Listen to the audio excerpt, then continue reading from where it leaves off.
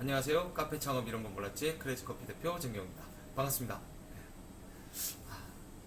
2019년도 벌써 며칠 지났습니다. 며칠 지났는데요. 지금 뭐 제가 어제도 그렇고 그제도 그렇고 몇몇 이제 주변에 카페 사장님들이 너무 힘들어한다는 얘기를 많이 들었어요. 너무 힘들죠. 그래서 지금 어떻게 보면 창업 준비하시는 분들한테 뭐 이런저런 얘기를 해주고 싶은데 한마디로 좀 너무 많은 걸 얘기하면 안 되잖아요. 그래서 올해의 창업 포인트, 그러니까 좀 핵심적으로 좀 생각하고 주의 깊게 생각해야 될 포인트 세 가지만 오늘 좀 얘기를 하려고 그래요. 참 힘듭니다. 지금 주변들 특히 겨울엔 너무 힘들어요. 겨울 매출은 평균적으로 1년 매출 중에 한 30%, 1년 평균 매출 중에 30% 빠진다고 보시면 돼요. 대부분 밖에서 이제 창업을 준비하시기 전에는 뭐 오셔갖고 상담할 때만 해도 대부분이 겨울엔 장사 잘 되지 않나요? 뭐 그런 말씀들을 하세요. 근데 그게 실제적으로 아니거든요. 뭐 카페마다 이제 사람들이 앉아 있어서 또 사람들이 추우면 그 매장에 들어가서 쉬려고 한다고 생각을 해서 카페가 잘 된다고 생각하시는데 실제적으로는 반대입니다. 겨울에는 장사가 안 되고요. 그리고 테이크아웃은 아주 어마무시하게 매출이 떨어지고, 근데 좀 규모가 좀 있는 곳이라든가 아니면 좀 뭐라 해야 되나, 좀 편하게 앉을 수 있는 데는 좀 사람들이 좀 가기 때문에 매출이 좀 크게 떨어지진 않지만 그래도 평균적으로 여름보다는 훨씬 떨어지는 게 사실이거든요. 그래서 요즘 들어서 겨울만 되면 사람들, 이제 창업한 사람들의 이제 곡소리가 이곳저곳에서 들립니다. 그래서 다들 너무 힘들어하죠. 한마디로 이제 망해가는 이제 수순으로 가고 있는 거죠. 그래서 여러분들도 가급적이면 진짜 준비가 안 된 상황이면, 여러분들이 가급적이면 좀 창업은 좀 생각을 다시 한번 해주셔야 되고요. 그리고 창업을 지금 준비하고 이제 결심이 선 분들은 정말 조심해서 이제 창업을 하셔야 돼요. 그래서 오늘 그 세 가지 포인트만 좀 얘기를 하려고 합니다. 일단 첫 번째는요, 최저시급입니다. 최저시급 때문에 진짜 이 임금이 생각보다 지금 좀 많이 올랐어요. 지난번에도 한번 강의에서 말씀드렸잖아요.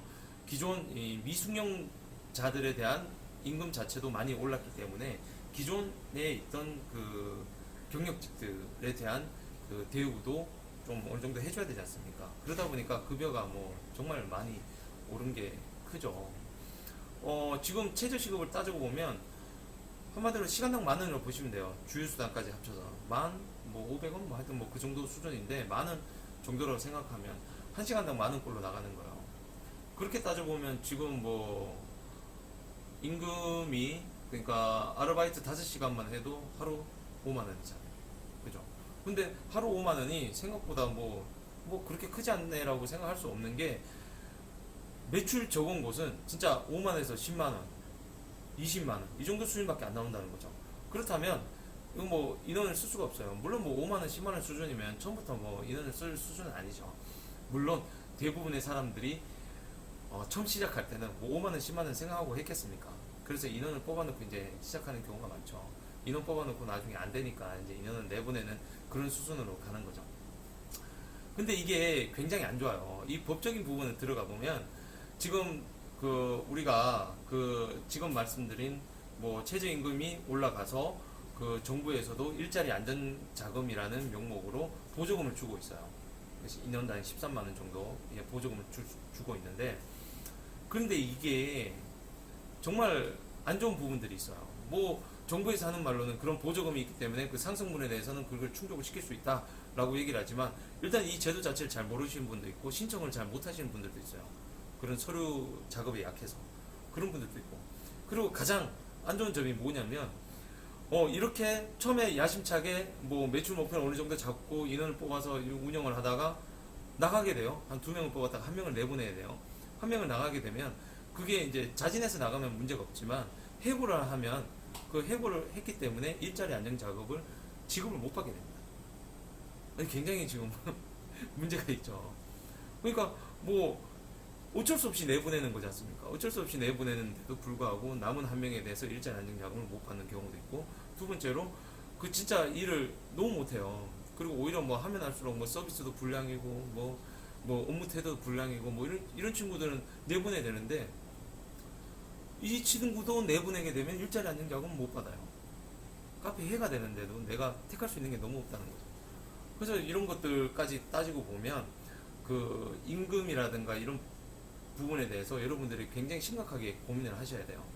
이게 제가 말씀드리려는 포인트가 뭐냐면 앞으로 창업을 하기 전에 반드시 카페 운영 시간과 직원 운영 시간을 확실하게 정하고 들어가야 된다는 거예요. 예를 들어 볼게요. 저희 같은 경우는 오전 8시 오픈해서 크레이저 커피 외대점 보면 8시 오픈해서 저녁 9시에 문 닫습니다. 이걸 왜 그렇게 했냐면요. 8시부터 9시까지는 그 학생들이라든가 교직원, 그 출근하는 사람들이 아침에 테이크아웃 해가는 사람들 많아요. 그 하루에 뭐 한 10만 원 정도를 치면 하루에 한 30명 정도 이미 오전에 온다는 거죠. 그때 되면 혼자로는 사실은 벅차요. 주문 받고 뭐 하기가 좀 벅차기 때문에 8시에 직원 한 명이 출근해서 저도 같이 출근합니다. 그래서 2명이 운영을 해요. 그래서 제가 8시부터 9시까지 1시간 꼭 같이 일을 하거든요. 그래서 이때 한 명 출근하고 그 다음 10시에 한 명 출근합니다. 10시에 출근해서 10시부터 12시까지 이제 점심 준비를 2명이서 같이 하게 돼요. 저는 이제 9시에 빠지고 그리고 12시에 또 한 명 출근합니다. 그래서 총 3명이 움직이는 거예요. 러시 때는 너무 바쁘기 때문에 3명이서 운영을 해줘야 되거든요. 그리고 아침에 출근한 친구는 5시에 퇴근을 하고요. 그 다음에 10시에 출근한 친구는 7시에 퇴근하고 12시에 출근한 친구가 9시까지 운영을 하고 이제 퇴근을 하게 마감을 하고 이제 퇴근을 하게 되어 있습니다. 그렇게 3명이서 운영을 하게 되고. 근데 이거는 저희처럼 이제 매출이 어느 정도 이제 보장이 되고 좀 유지가 되는 곳이니까 우리가 그렇게 운영을 하고 있는 거고, 만약에 또 저는 법인이니까 저 뭐 카페뿐만 아니라 뭐 여러 가지 일을 하고 있잖아요. 그러다 보니까 이렇게 3명을 운영을 하는데 이렇게 운영을 해도 순수익이 굉장히 높은 곳이잖아요. 그렇지만 이게 만약에 개인 카페를 생각한다 그러면 여기서 뭐하러 3명을 운영합니까? 제가 같이 출근하고 한 명이서 뭐 같이 하든가 아니면 아르바이트를 쓰든가 하는 거죠. 그렇게 하면 아르바이트 한 명에 그 알바생, 그 정직원 한 명이 12시 출근해서 9시까지 마감을 해주면 돼요. 왜냐면 카페는 매우 바쁜 시간이 있지만 아침 10시에서 12시까지는 그렇게 안 바빠요. 그리고 또 한 2시 이후, 그러니까 한 2시 반 이후 3시쯤부터 6시까지도 그렇게 바쁘진 않아요. 그냥 뭐 한두 명이서 충분히 쳐낼 수 있는 그런 수준이라는 거죠. 그래서 인원을 뽑을 때는 저처럼 뭐 3명을 뽑아서 이렇게 운영하는 게 아니라 사장님이 자기 인건비 계속 뭐 유지를 해야 되는 거예요. 자기 인건비라고 생각하고 한 명 자기가 거의 풀로 돌린다 생각하고 그 다음에 중간에 알바 그리고 정직원 한 명으로 쭉 돌려가는 거죠. 그렇게 운영해야 어느 정도 이제 돌아가는 건데, 물론 이것도 이제 매출이라든가 손님이 언제 많이 오냐 이런 거에 따라서 이제 좀 미리 예상을 하고 예측을 하고 창업 전에 이미 운영 시간을 정해야 되는 거예요. 그렇게 되면 운영 시간과 인원을 얼마나 써야 되는지가 이제 확정이 되는 거죠. 지금 이게 안 된다. 그러니까 이게 왜 한 명이서 사실 운영하기 어렵냐면은 주문을 받아서 메뉴를 만들다가 보면 손님이 이렇게 쭉 들어옵니다. 그러니까 뭐 장사가 뭐 띄엄띄엄 이렇게 해도 되는 매장, 손님이 뭐 들어와도 뭐 띄엄띄엄 들어오거나 아니면 매장 메뉴를 만들더라도 좀 그 주문을 좀 늦게 받을 수 있는 상황이면 괜찮은데, 저희처럼 테이크아웃 같은 경우는 쭉쭉 들어오잖아요. 손님이 대기하고 있으면 뭐 안 기다리고 나갈 수도 있거든요. 그러니까 그 주문을 받는 직원을 한 명 뽑아야 되기 때문에 항상 가급적이면 2명을 운영을 하는 거거든요. 그래서 이게 안 되면 올해는 키오스크를 써야 되는 그런 대안도 생각을 해야 되는 거예요. 키오스크가 이제 무인 계산대 있잖아요. 무인 계산대를 또 써야 되는 것도 생각해야 돼요. 옛날 같으면 한 몇 년 전까지만 해도 그 한 대 뭐 1,500만 원 막 그렇게 했거든요. 뭐 1,000만 원, 1,500만 원 이렇게 했는데 요즘 같은 경우는 임대, 렌탈도 많이 해요. 임대 수준이 월 15만 원 정도니까 사실은 뭐 직원 하나 쓰는 것보다는 훨씬 낫죠. 그래서 이런 것까지도 생각해야 되는데, 근데 이런 부분들이 뭐 우리는 카페의 그 감성적인 부분 아니면 고객과의 관계 이런 걸 생각해보면 키오스크의 장단점이 또 있는 거죠. 근데 또 달리 생각해보면 요즘 또 뭐 트렌드가 그 언컨택이라고 했잖아요. 그러니까 사람하고 접촉하는 것도 싫어하는 또 그런 또 그 심리가 좀 많이 생겨났거든요. 그래서 오히려 사람한테 주문하는 것보다 이제 무인 계산대에 주문하는 게 또 편한 사람들도 있고, 또 어느 정도 좀 연령대가 있는 분들은 이게 너무 불편한, 키오스크로 주문하는 게 불편한 사람들도 있으니까 이런 것들도 전체적으로 한번 생각을 하고 시작하는 게 좋다는 거예요. 그래서 아까 말씀드린 카페 창업할 때 카페 운영 시간과 인력 운영 시간, 그 인력이 안 되면 나중에 키오스크를 써야 된다는 거. 그리고 일자리 안정자금까지도 생각을 해요. 이런 게 첫 번째 포인트고요. 두 번째가 저거입니다. 상가 임대차 보호법이 이제 개정이 됐잖아요. 작년에 개정이 되면서 처음 시작할 때 뭐가 중요하냐? 이건 뭐 늘 중요한 거예요. 사실 첫 번째 포인트도 늘 중요하지만 올해 특히 더 중요한 게 목을 잘 잡아야 되는 거예요. 이 목 잘 잡는다는 게 뭐 영원한 자영업의 뭐 이슈이자 뭐 해결해야 될 점이잖아요. 근데 그게 이제 올해는 좀 더 긍정적인 방향으로 생각하시면 돼요. 이제 10년까지 이제 운영을 할 수 있는 거예요. 10년까지 좀 안정적으로 이제 운영을 할 수 있는데 이 10년까지 갈 수 있다는 건 한마디로 어느 정도 매출이 보장이 돼야 되는 거예요. 장사가 안 되면 10년까지 뭐 보장해준다 해도 그 전에 뭐 자기가 나가야 되는 거잖아요. 그래서 10년까지 간다는 거는 앞으로 2호점, 3호점, 4호점까지 여러분들 낼 수가 있고 프랜차이즈까지 이제 할 수 있는 그런 이제 경험치와 이제 매출 목표를 이제 채울 수 있는 그런 단계까지 갈 수 있다는 거죠. 그런데 그 10년까지 가려면 첫 번째, 일단 장사 잘 되는 목을 이제 찾아야 되는 거고, 두 번째가 임대료, 적당한 임대료의 점포를 찾아야 된다는 거예요. 이 임대료가 왜 중요하냐면 이제 개정이 되면서 처음 맺었던 계약, 그러니까 계약을 뭐 1년을 하든 2년을 하든 3년을 하고 하든 계약이 종료된 시점부터는 5% 이상을 못 올려요. 이 말이 뭐냐면 여러분이 처음 들어갈 때 임대료 500만 원짜리 들어갔다 쳐요. 임대료 500만 원 들어가면 다음 재계약 때는 525만 원이 되는 거죠. 5%니까 5, 25, 25만 원 더 늘어나는 거죠. 525만 원까지 늘어난다는 거예요. 25만 원이 쉬운 숫자는 아니거든요.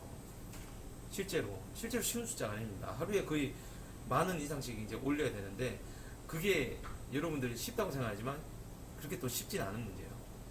그만큼 올라가고 또 직원 인건비도 올라가고 다 같이 올라가는 거잖아요. 그래서 임대료 같은 경우도 처음에 만약에 100만 원이다. 100만 원에 5%는 얼마입니까? 5만 원이에요. 105만 원이 되는 것과 125만 원이 되는 것의 차이는 엄청 큰 거예요. 그래서 처음 들어갈 때 임대료가 적당한 거. 너무 낮은 곳은 또 사실 좀 말씀드리기가 그래요. 너무 낮은 곳은 사실 뭐 장사가 그렇게 좀 쉽게 되지 않을 곳이라고 생각하셔도 되는 거잖아요. 뭐 가치라는 건 결국 임대료의 가치는 결국은 뭐 장사가 될 수 있느냐 없느냐는 그런 거 예상치를 뭐 다 포함된 금액이지 않습니까? 그래서 너무 낮은 금액도 안 되고 또 너무 높은 금액도 안 되고 그러니까 장사가 될지 안 될지 그러니까 매출 목표를 이 정도 잡을 수 있을지를 좀 예측 가능한 곳, 좀 예측이 좀 수월하게 되는 곳에 들어가서 이제 장사를 시작하는 게 좋아요. 그렇게 되면 10년 동안 안정적으로 가다 보면 여러분들이 할 수 있는 것들도 굉장히 많아지는 거죠. 그래서 자리 잡기 전에 임대료라든가 그런 장사가 될 곳을 여러 가지 고려해서 들어가야 된다는 거. 그 이게 법 개정하고 다 들어간 거니까 얼마나 좋아졌습니까? 10년 동안 보장된다는 거. 그리고 5%밖에 못 올려요. 예전엔 그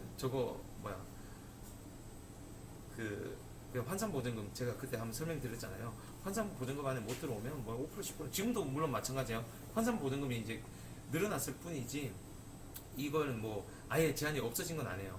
근데 앞으로 이것도 없어질 확률이 높지 않을까 좀 생각은 되네요. 그래서 그 안에만 들어오면 뭐 5%밖에 안 올라가니까 여러분들이 안정적으로 할 수 있다는 거예요. 그래서 이런 거에 대해서 이해를 하시고 이 창업할 때 어떤 곳을 잡아야 될지를 꼭 판단하시길 바랍니다.